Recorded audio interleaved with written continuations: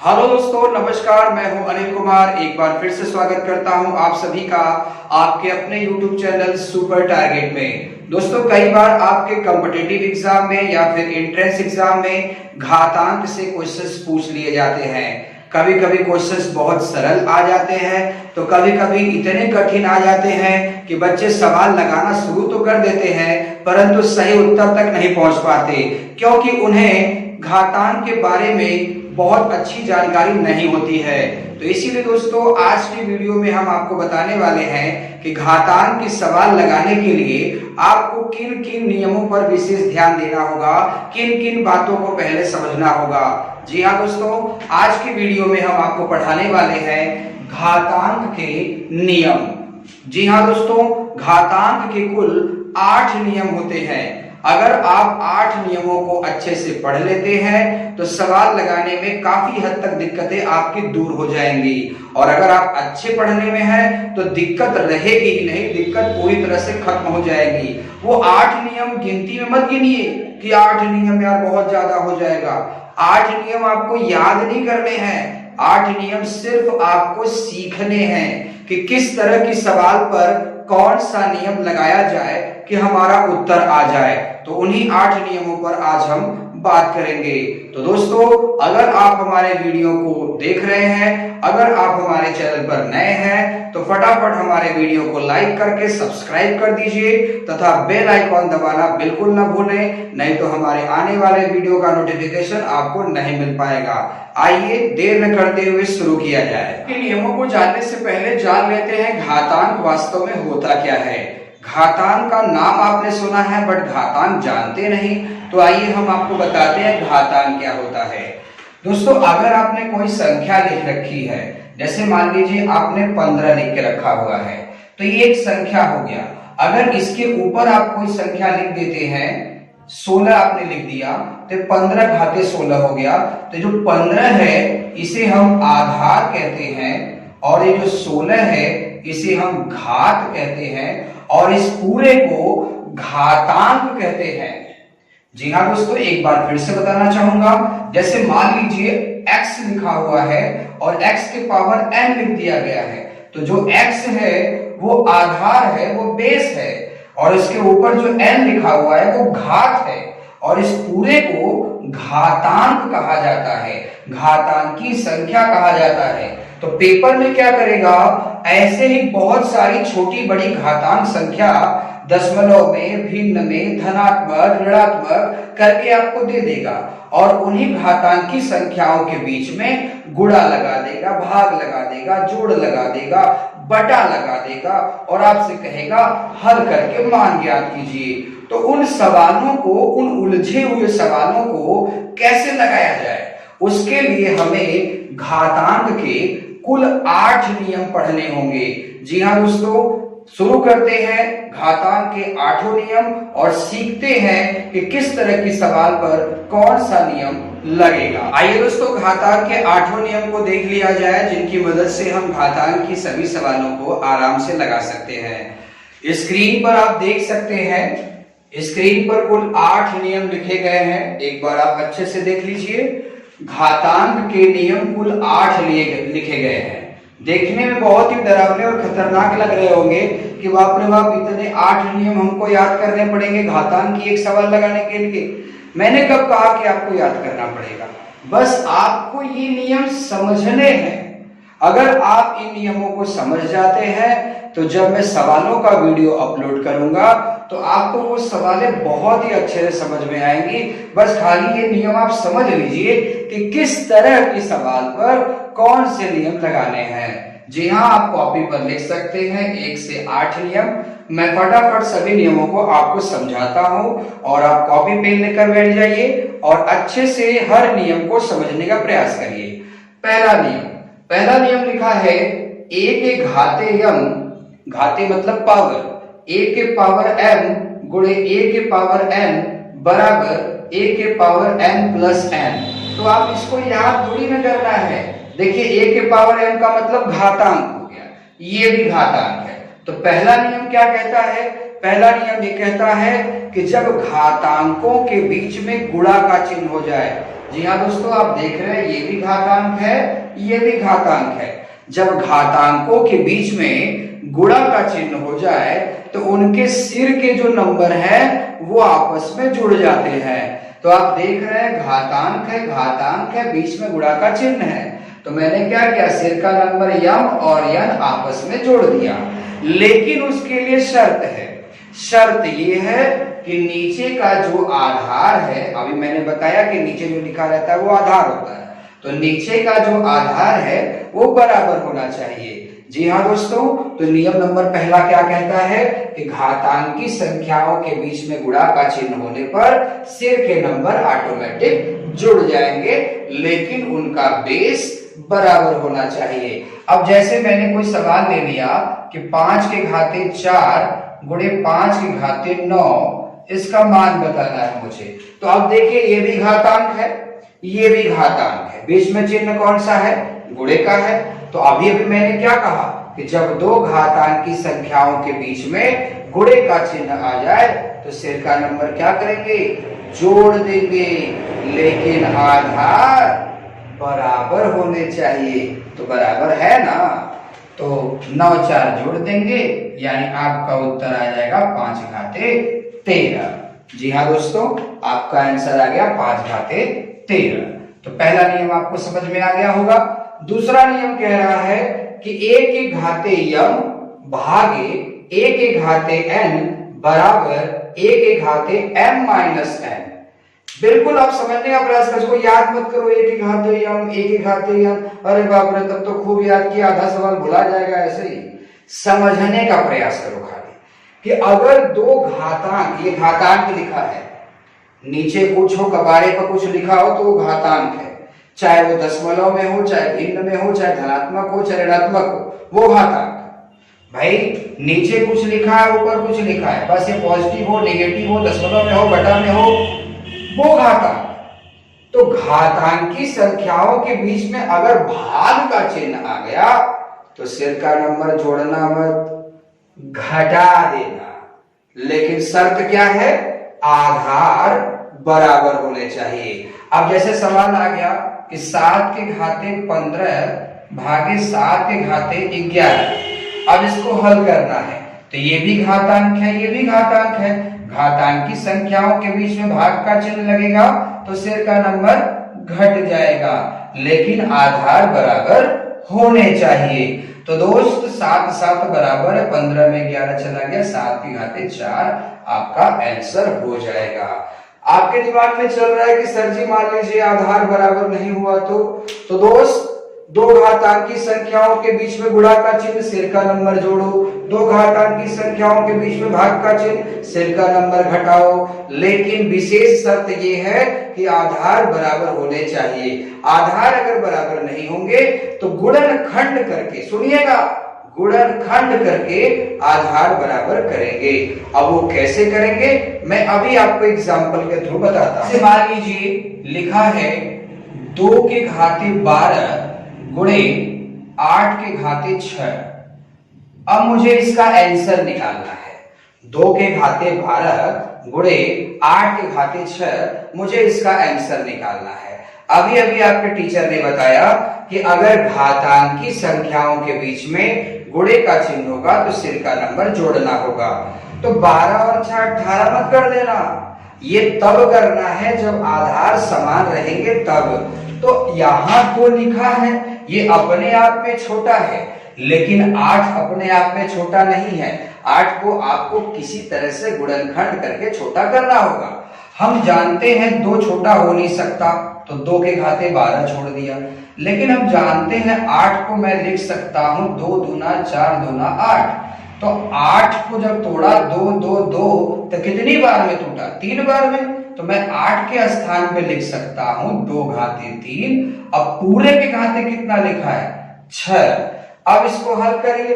अब ये थोड़ा सा नया हो गया आपके लिए दोस्तों, कुल 8 नियम पढ़ने हैं आपको।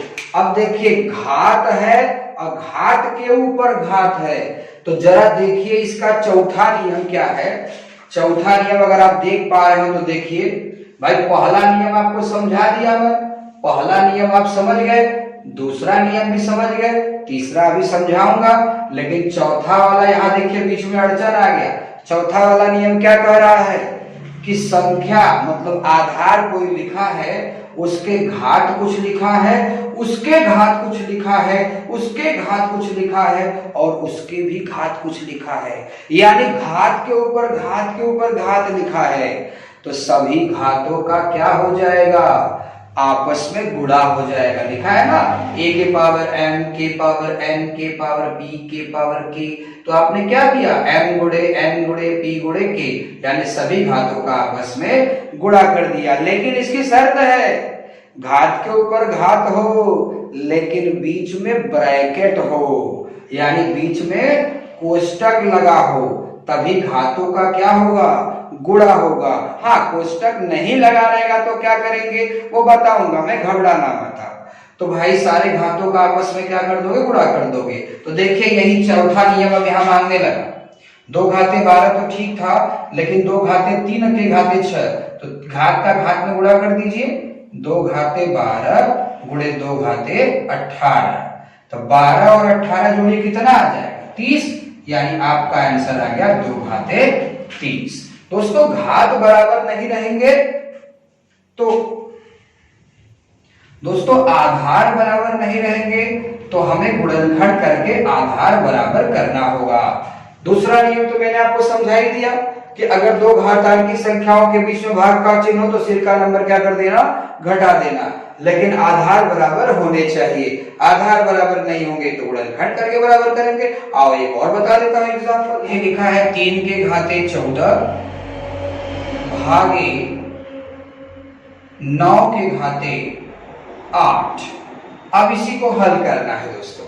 तो घातांक है, घातांक है, बीच में चिन्ह कौन सा है, भाग का है।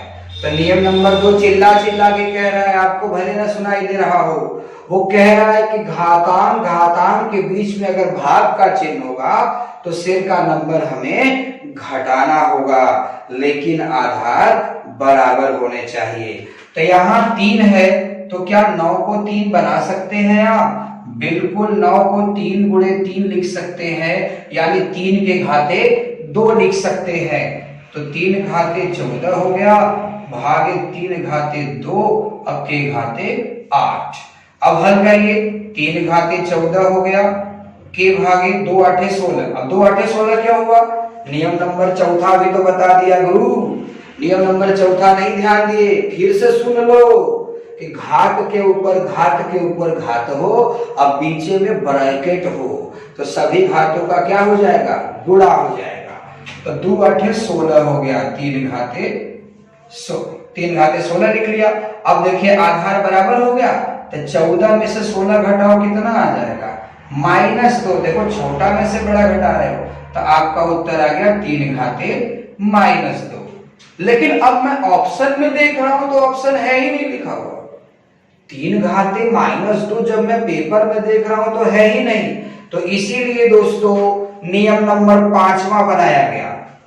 आप कहेंगे सर तो नियम पे नियम बताए जा रहे हैं, बिल्कुल आज का टॉपिक हमारा है घातांक के नियम। घातांक की सवाल लगाने के लिए किन किन नियमों की जरूरत होगी। देखिए सवाल कितना आसान था, मैं सवाल सॉल्व करते हुए आ रहा था, लेकिन यहाँ गाड़ी रुक गई आके। अब ये ऑप्शन में मिल नहीं रहा है, तो मैं क्या करूंगा, 5वें नियम से मदद मांगूंगा। 5वां नियम क्या है? 5वां नियम एक बार देखिए।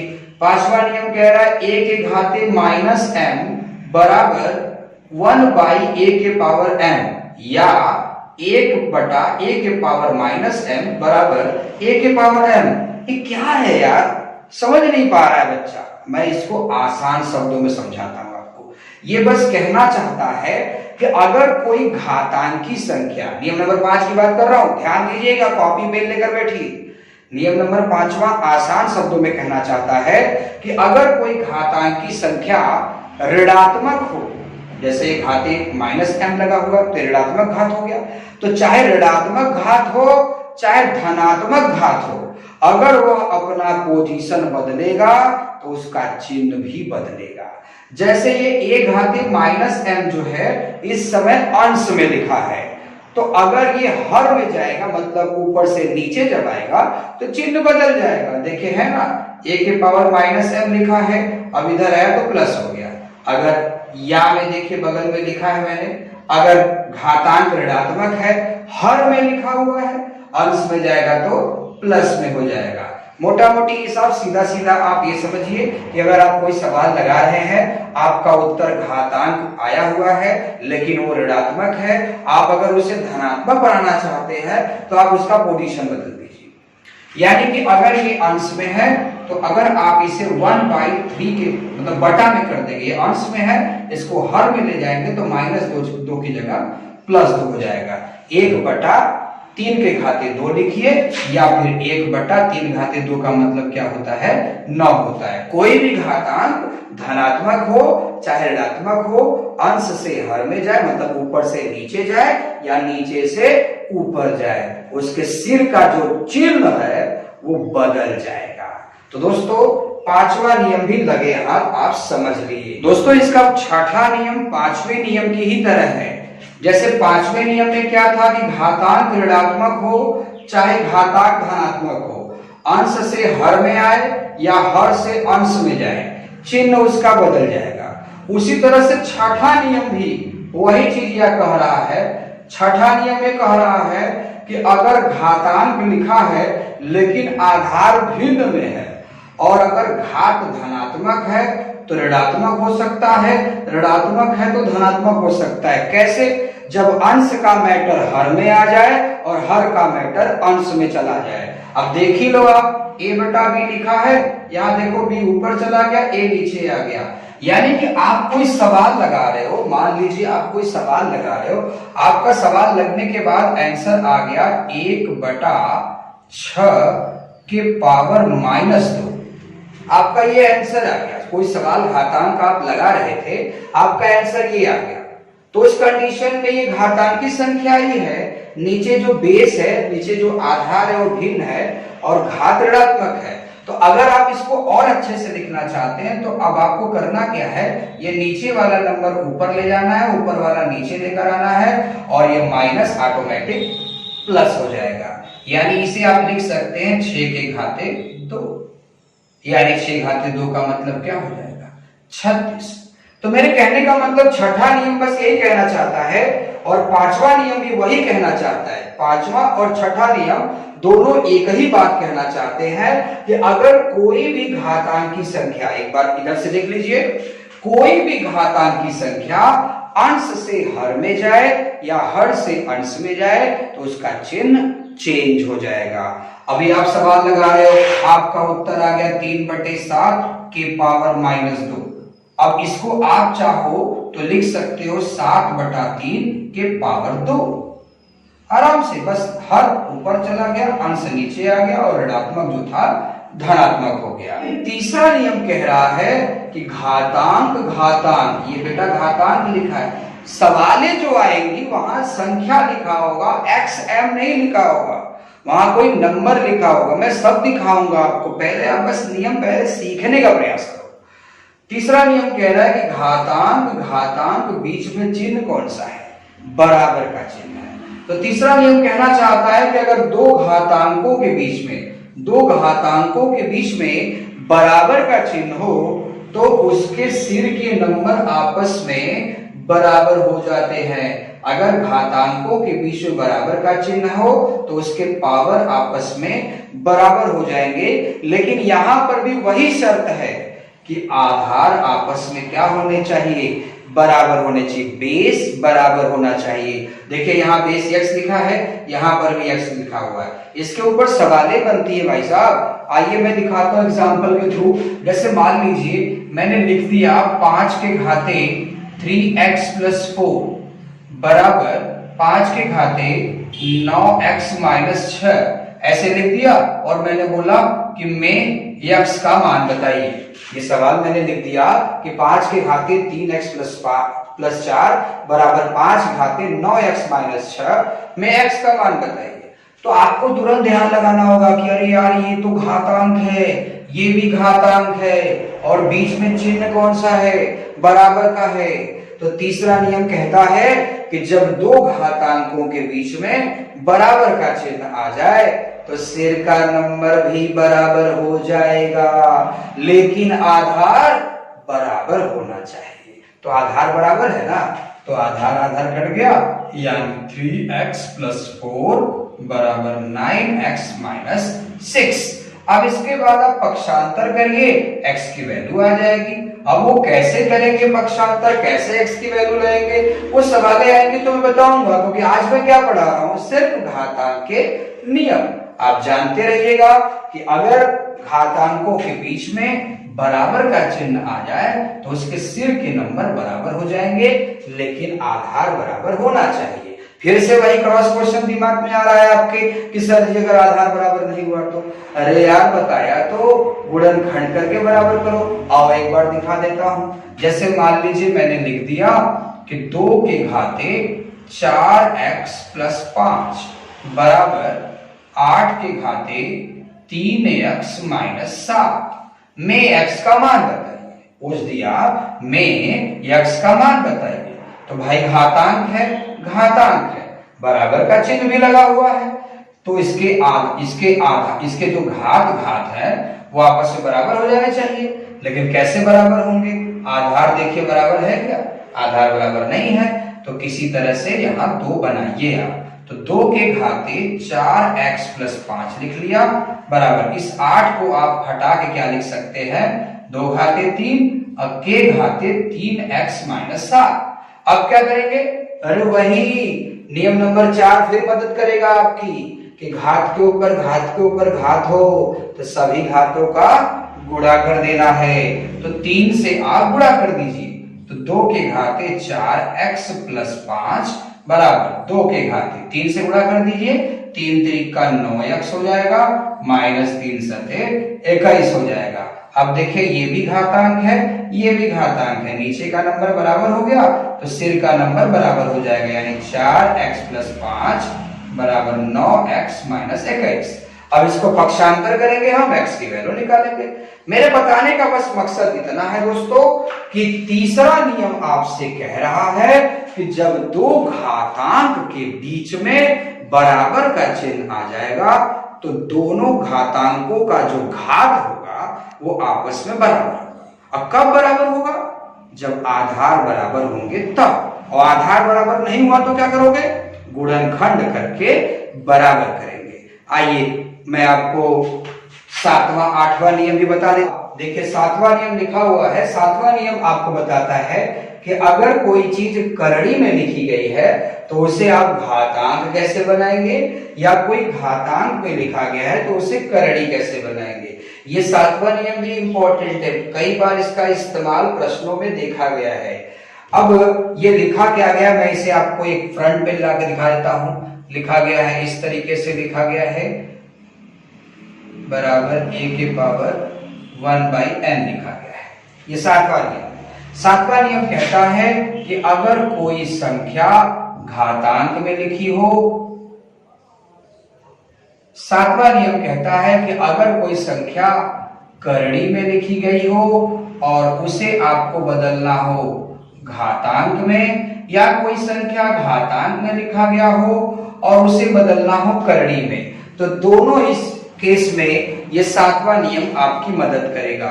अब जैसे आप कोई सवाल लगा रहे हो, आपका आंसर आ गया करड़ी के अंदर 5 और यहाँ 3 लिखा हुआ है, इसको घनमूल 5 पढ़ते हैं। तो अब ऑप्शन में आप देख रहे हैं तो यह है ही नहीं, ऑप्शन में जब आप देख रहे हैं तो यह है ही नहीं, तो बेटा ये करड़ी है। अब आप इसे घातांक बना दो। कैसे घातांक बनाओगे, 7वें नियम की मदद से।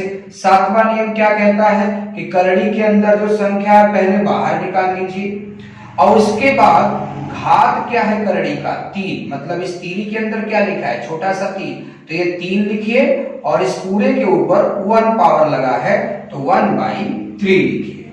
इस तरह से आप उसे कन्वर्ट कर देंगे।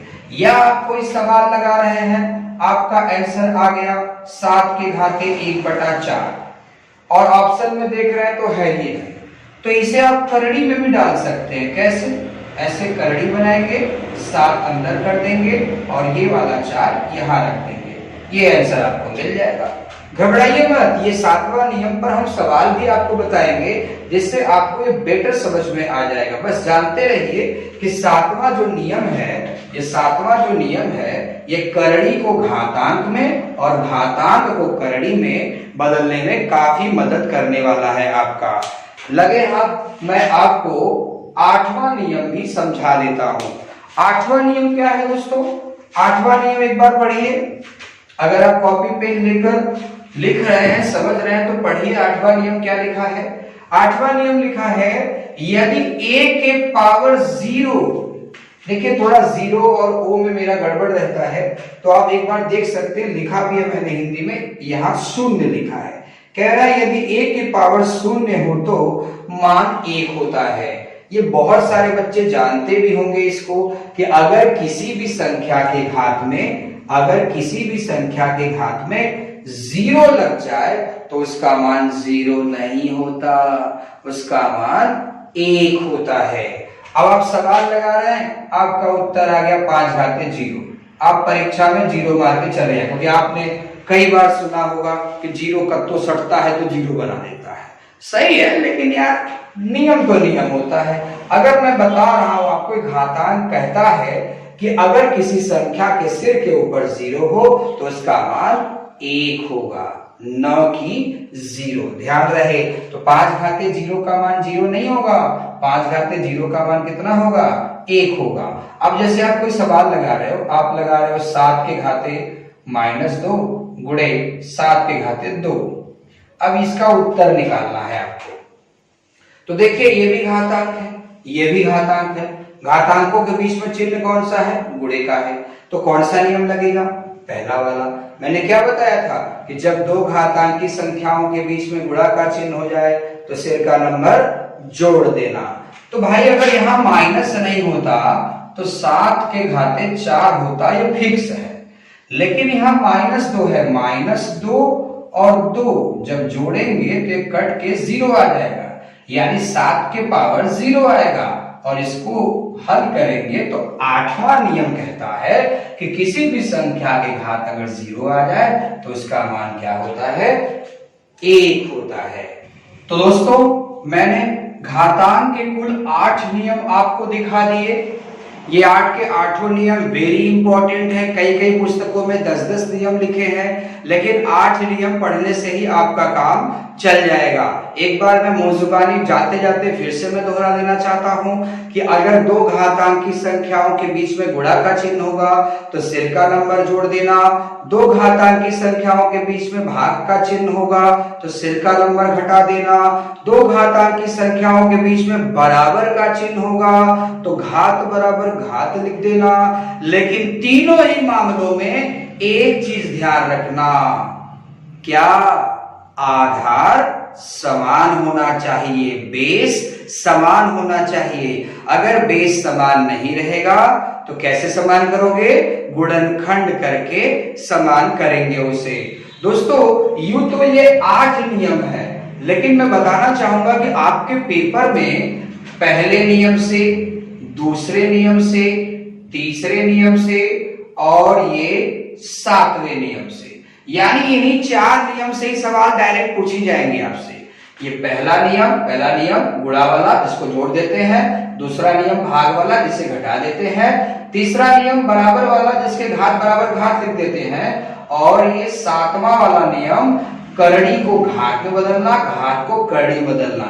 ये 4 नियम, जी हाँ दोस्तों, ये 4 नियम आप विशेष करके ध्यान दीजिएगा। इन्हीं 4 नियम पर क्वेश्चंस पेपर में बनेंगे आपके। तो अब आपके दिमाग में चल रहा होगा सर ये बाकी नियम क्या फालतू है? एकदम नहीं दोस्त।